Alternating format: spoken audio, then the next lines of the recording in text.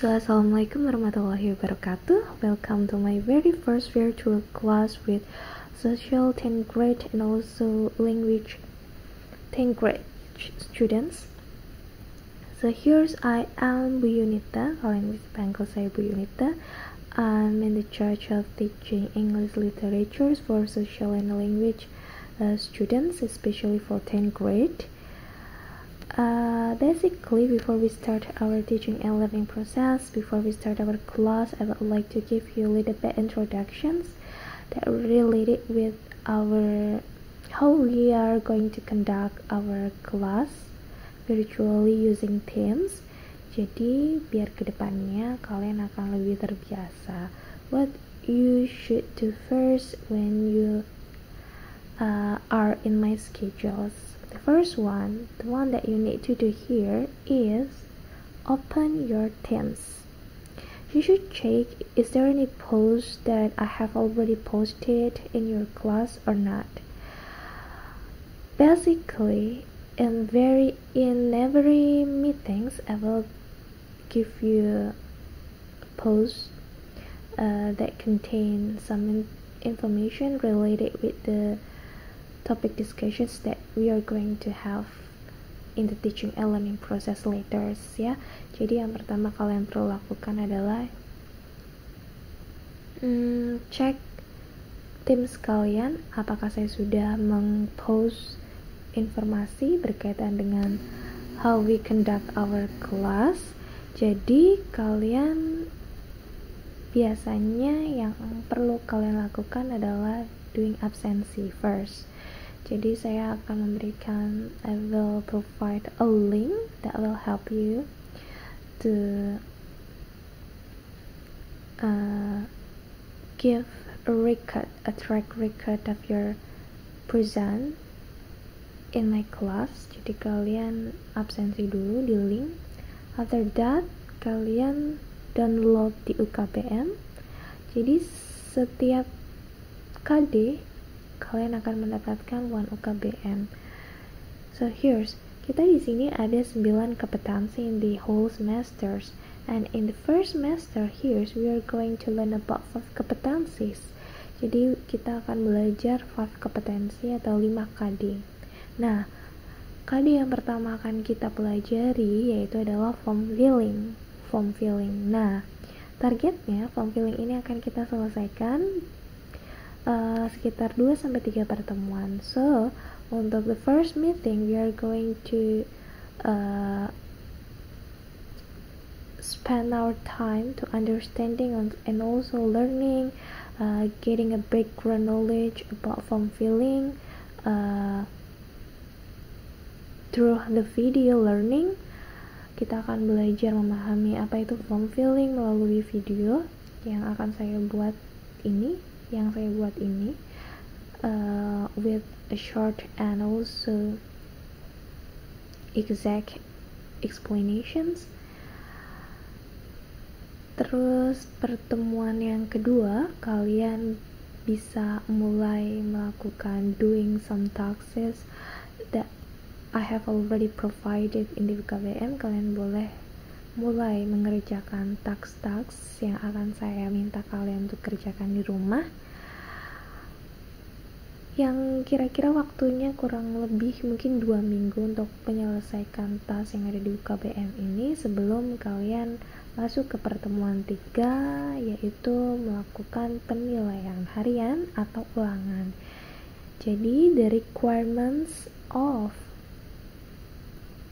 enlisting in the exam atau mengikuti exam, syarat untuk mengikuti exam adalah kalian sudah submit di tugas kalian di assignment. Of course assignmentnya ada di Teams, nanti akan saya munculkan ya assignmentnya. Bagaimana sih cara mengerjakan tugasnya? Jadi setelah kalian mendengarkan short explanation dari saya berkaitan dengan materi that we are going to learn later, kalian habis itu mengerjakannya di mana? Kalian cukup membuka atau mengerjakannya di MS Word saja. Terus nanti di MS Word itu kalian kasih judul KD 3.1 form filling. Terus setelah itu di bawahnya kalian beri identitas kalian starting from the name, class, number, sama ya, I guess it's enough. Habis itu, habis identity kalian masuk, misalnya saya menyuruh kalian mengerjakan tas 2, tas 1 dulu deh, tas 1, berarti nanti kalian tuliskan task 1, terus kalian jawab, what form have you ever filled out? I have ever filled out bla bla bla bla bla bla. Nah, terus kalau saya menyuruh kalian menuliskan atau mengerjakan task 2, berarti tas 2 atau tas 3, berarti setelah tas 1 kalian tuliskan tas 3 di bawahnya. Nah, kalau sudah selesai, sebelum due date, kalian pastikan make sure that you have already submit your task di kolom assignment yang ada di Teams ya. Jadi syarat untuk mengikuti penilaian harian yang ada di pertemuan ketiga, the third meetings, adalah submitting the task that you have already done before, mengumpulkan tugas yang sudah kalian selesaikan. Nah, so guys, I guess that's all about the introduction of the class. Jadi dalam satu semester ini we are going to learn 5 competencies. Yang kebetulan kompetensi pertama adalah kita akan belajar tentang form filling. Nah, form filling ini setiap KDEAK mungkin akan kita selesaikan sekitar 2-3 meeting. Jadi pertemuan pertama kalian lakukan understanding first melalui video ini. Yang kedua, kalian bisa starting doing the activity at your home atau mengerjakan tugas-tugas, aktivitas-aktivitas yang ada di KBM. Habis itu yang ketiga, kita akan melakukan penilaian harian, because our first materials that we have in this semester is very the basic one, and I guess it's included in the easiest materials. Yeah, it's not really hard to be understood. Jadi tidak terlalu susah untuk kita pahami ya. Dan di sini juga menggunakan tenses yang sederhana. So I guess kalian akan masih merasa familiar dan mudah di kompetensi yang pertama. So let's we start discussing about the first competency, which is form filling. So here's is the map of how we conduct our class, how we learn about the form itself. We are going to learn about the definition first, the social functions, and of course the language features, and then the last one is structures. So basically, we are probably going to focus more in enriching our vocabulary that are related with a certain terms that commonly used in a form. Jadi kita akan enrich atau menambahkan vocab kita yang berkaitan dengan istilah yang biasa digunakan di formulir. Dan juga we are going to learn more and be more familiar with the use of abbreviations atau singkatan yang biasa digunakan, commonly used in the form. So here's I would like to tell you first what is forms. Actually forms, I guess by looking at the pictures that provided in the KBM, you can clearly guess that forms is formular. Yes, it's kind of a document with the blank spaces that you should be filled out.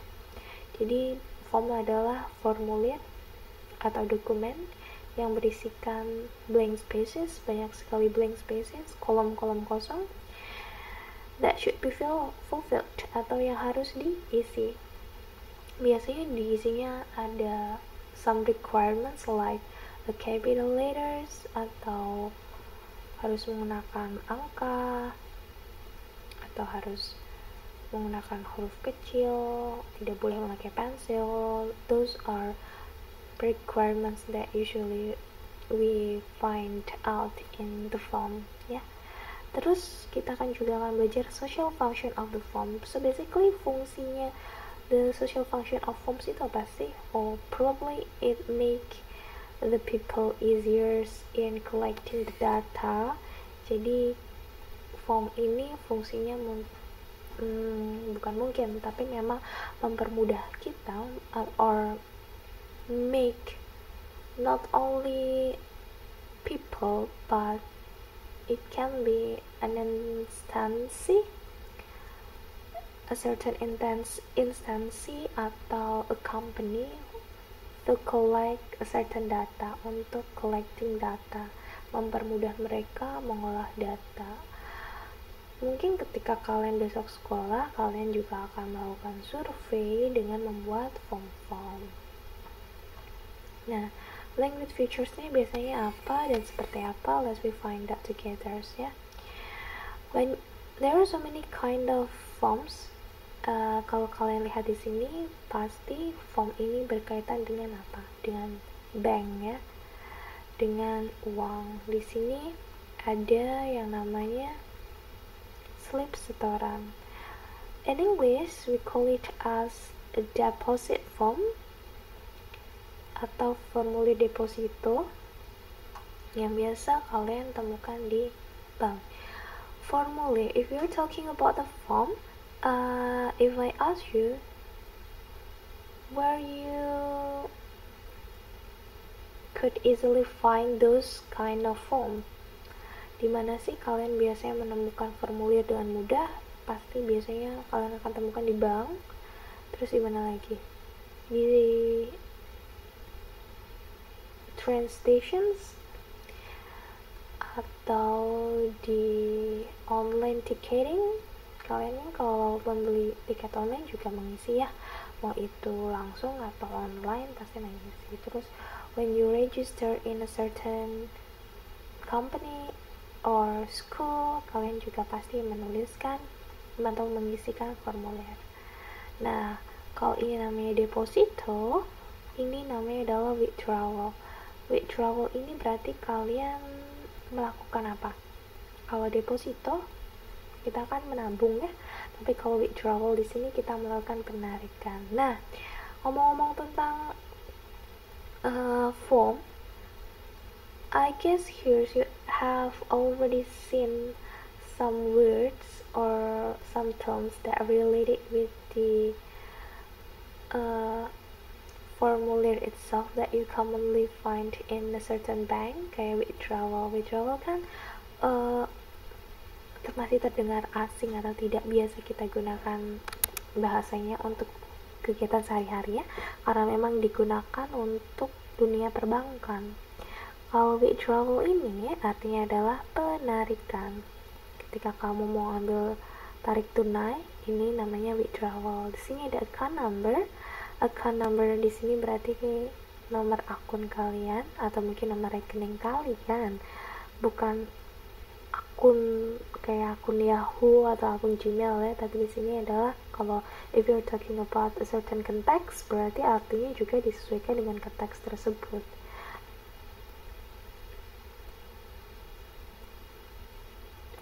Nah, account number di sini adalah nomor rekening, terus di sini ada date, pasti kalian tahu date itu apa, tanggal.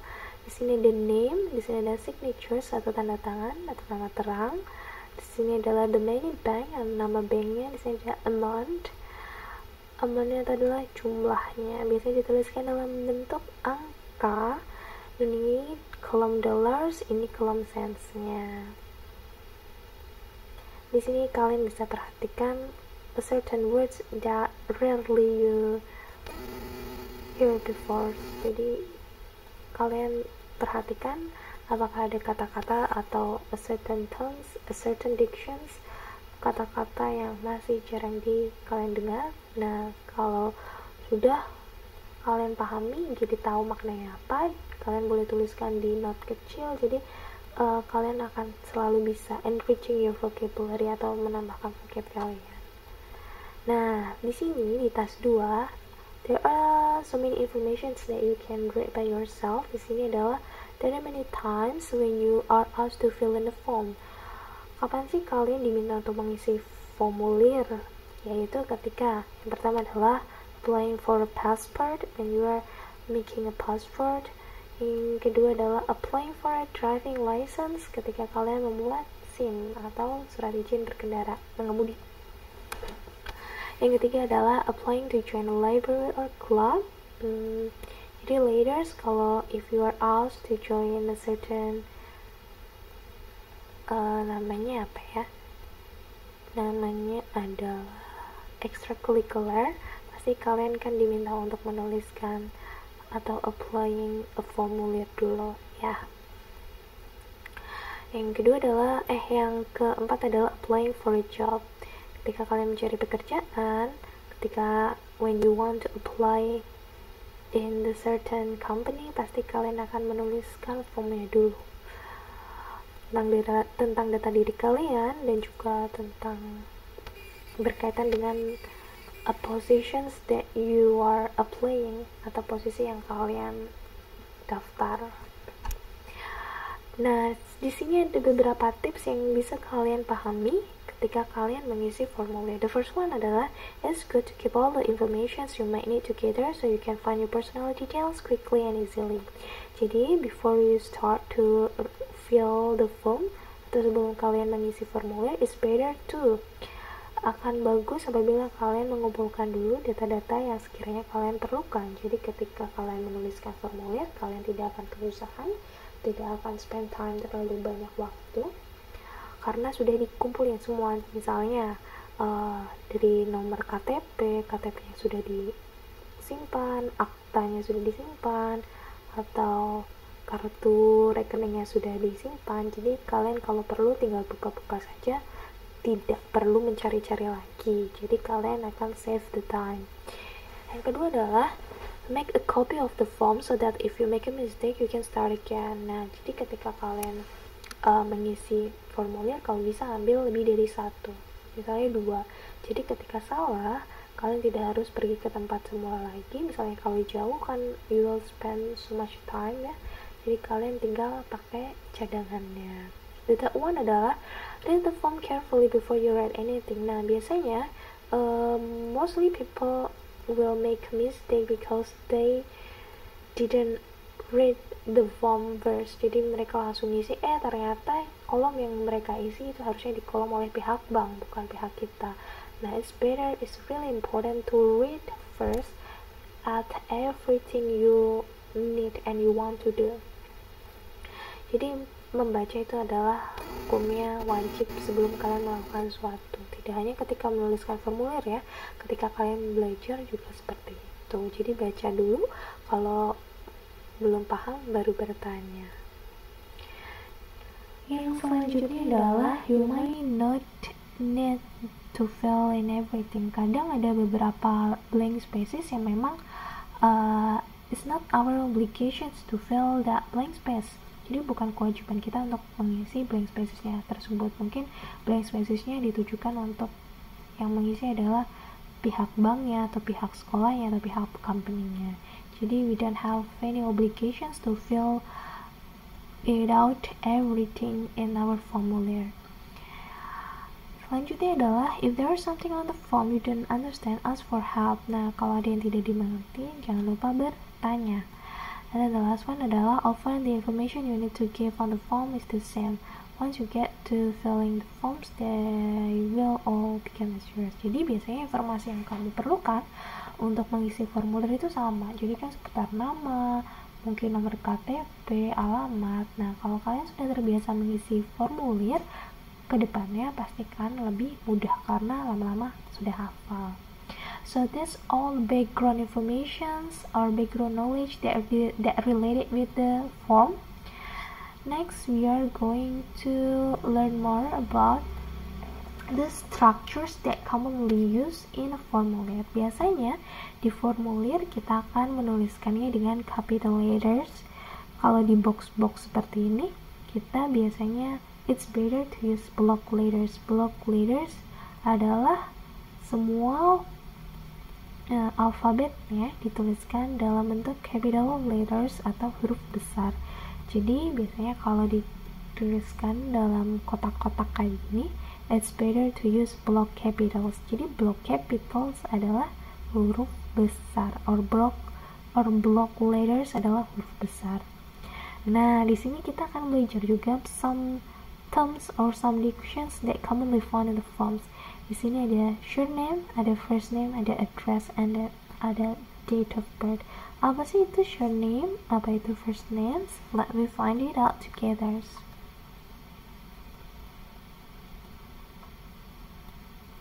Nah, let's take a look at the task 5 di sini. First name adalah Mary. Nah, first name ini have a synonym or have a similar meanings with first name ini sama seperti Christian name or forename. Jadi, first name, Christian name, forename adalah nama paling awal. Mary. Jadi Mary di sini adalah nama paling awal dari the whole name ya, atau dari nama panjang. First name di sini sama seperti apa? Oh, sama seperti Christian name atau sama seperti forename. Jadi kalau di sini ditanya, kalau ada ini kalian tanya forename-nya apa? Oh, forename-nya berarti nama awal kita. Yang kedua adalah surname. Surname di sini itu apa sih? Surname di sini maknanya sama seperti last name or family name. Berbeda dengan forename, surname sama last name, family name adalah nama paling belakang atau biasanya disebut dengan nama keluarga. Be careful, some forms ask you to put your surname first. Nah, tapi hati-hati, di beberapa formulir kadang meminta kita untuk menuliskan nama belakang kita dulu. Ini related with the West cultures ya. Biasanya di Eropa atau di Amerika atau di negara barat di sana, if you want to call someone politely, kalau kita mau memanggil seseorang dengan sopan, berarti kita harus memanggilnya dengan family name atau nama belakangnya.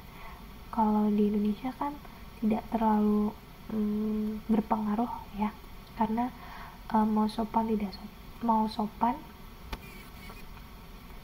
memanggil dengan nama depan pun itu tidak masalah selagi awalannya bagus, awalnya diikuti dengan Pak atau diikuti dengan Ibu atau diikuti dengan Mbak dan lain-lain.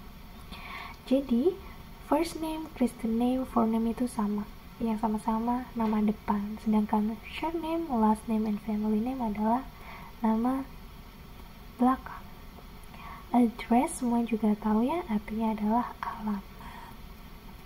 Nah, sekarang we are going to learn about some abbreviations atau singkatan. Di sini ada 4 sapaan yang biasanya kita sertakan di formulir, especially the formulir that should be written in English.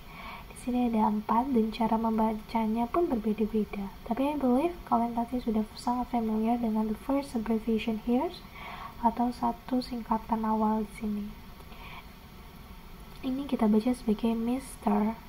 Mr di sini untuk for all men atau digunakan untuk memanggil semua bapak-bapak atau laki-laki dengan sopan. Jadi Mr. Michael Bryant, Mr. Nah, di sini ada Mrs. Mrs digunakan sebagai awalan family name atau nama belakang untuk wanita yang sudah menikah, or is used for a married woman. Kita sebutnya dengan Mrs. Dan di sini yang ketiga adalah Miss. Miss digunakan untuk for a single woman. Jadi yang belum menikah atau not married yet, kalian pakainya Miss. Ini salah, ini typo, ini harusnya Miss.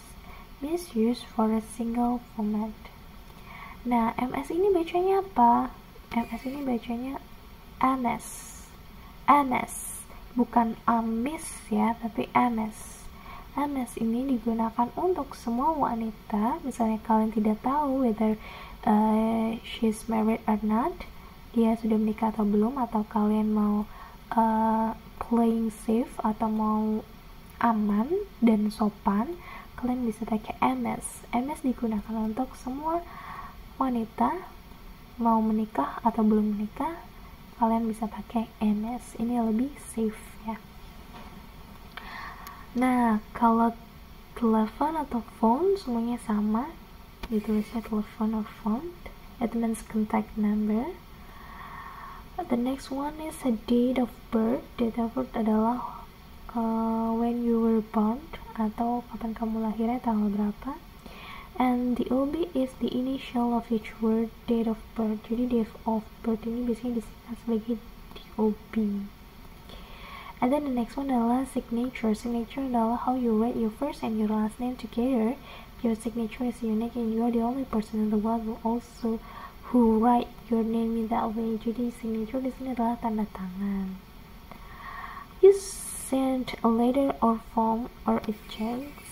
Your signature is legal. Nah, kalau yang di sini adalah fungsi dari signatures itself. Apa sih fungsi tanda tangan dalam sebuah formulir? Yang pertama itu bisa saja menjadi legally binding atau pengikat legal, menunjukkan suatu kelegalitasan suatu formulir ya. Misalnya kayak sertifikat tanah, pajak, dan lain-lain.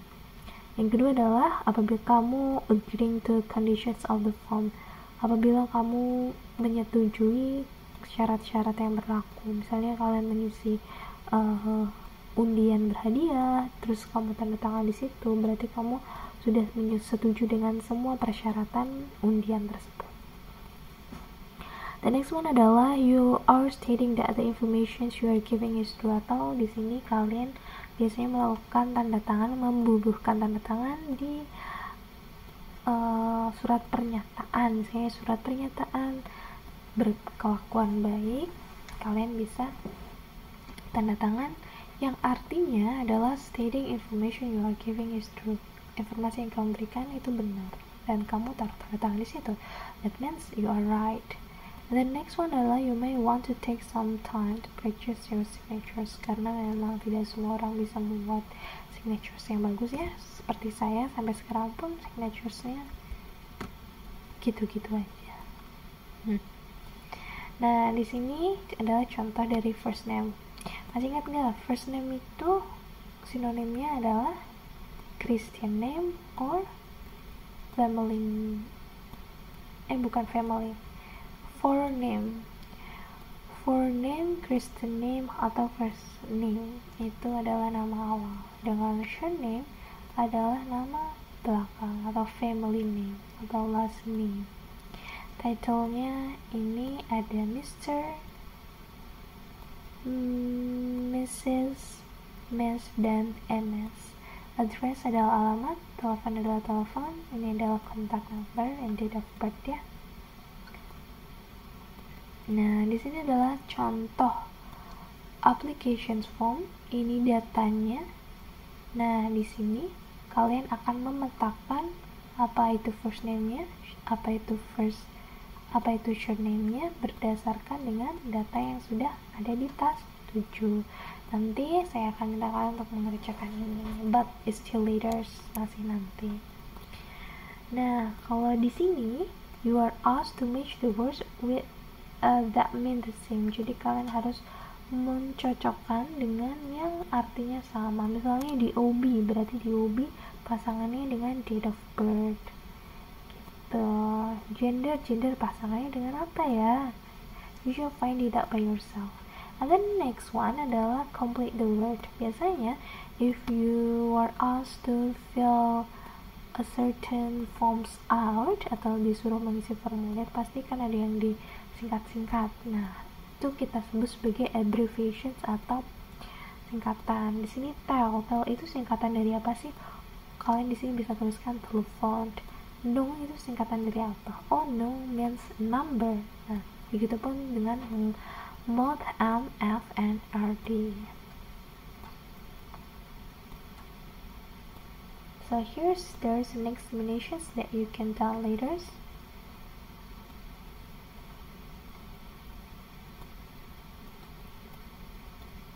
There is many kind of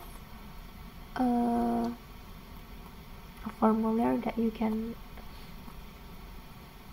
take a look. Di sini ada bank, di sini juga ada tentang kesehatan. Di sini ada seputar keuangan. Nah, let's wrap up our meeting for now. Jadi fungsi sosial dari willing form atau formulir adalah memberikan data dan informasi yang tepat pada tempat yang tepat. For collecting data and informations, for collecting the correct data and information in the correct place. Jadi mengumpulkan data yang tepat pada tempat yang tepat. Yang kedua, struktur teksnya adalah formulir itu isinya apa saja sih? Formulasinya bisa digunakan untuk informasi atau terms, dictions, kata-kata yang dibutuhkan di perusahaan, bank, hospital, atau instansi lainnya. Dan informasi rinci dan informasi tertentu dari formulir isinya dapat digunakan di perusahaan. Nah, kalau untuk kosakata yang digunakan adalah banyak sekali ya. Misalnya kalau perbankan ya berarti ada saving, withdrawal, invoice, saving, account, medical form, purchase form. Ini bisa ditemukan di hospital.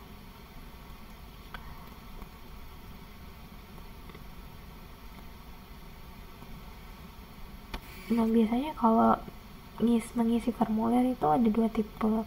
Misalnya mengisi data kita yang pernah terjadi. Kalau data yang sudah pernah terjadi berarti dituliskan dalam bentuk simple past tense.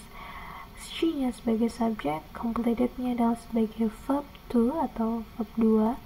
This form-nya sebagai objek. I-nya di sini sebagai subjek, word-nya sebagai verb, this form-nya sebagai objek. Kalau simple present tense, jangan lupa apabila subjeknya he, she, it, berarti verbnya harus ditambah dengan s.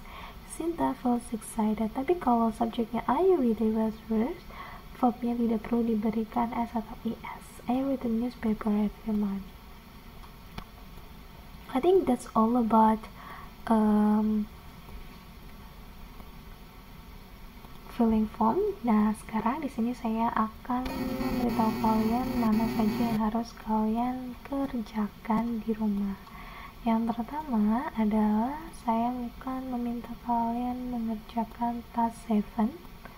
Task 7 di sini kalian mengisi surname-nya ini siapa, first name-nya ini siapa, dipanggilnya Mr., Mrs., Miss atau Miss ya. According to the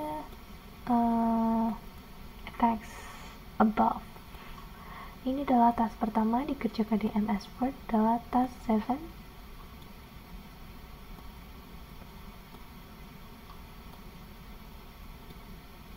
And then kalian kerjakan juga task 10. Task 10 ini hanya ada 6 soal. Jadi tadi ada task 7 yang dikerjakan.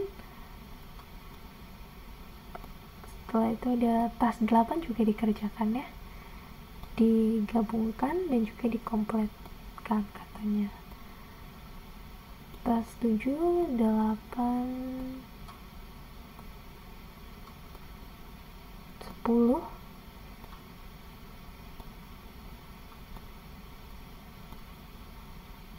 dan juga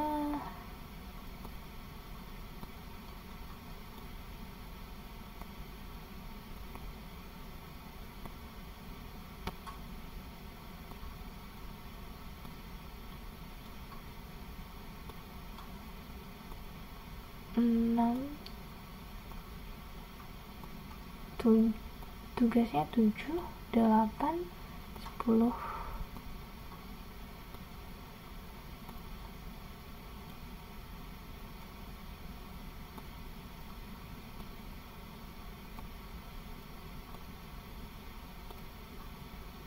Dan halaman 24 ya, ada 4 pertanyaan yang perlu kalian jawab di buku catatan. Jadi tugasnya adalah 7, 8,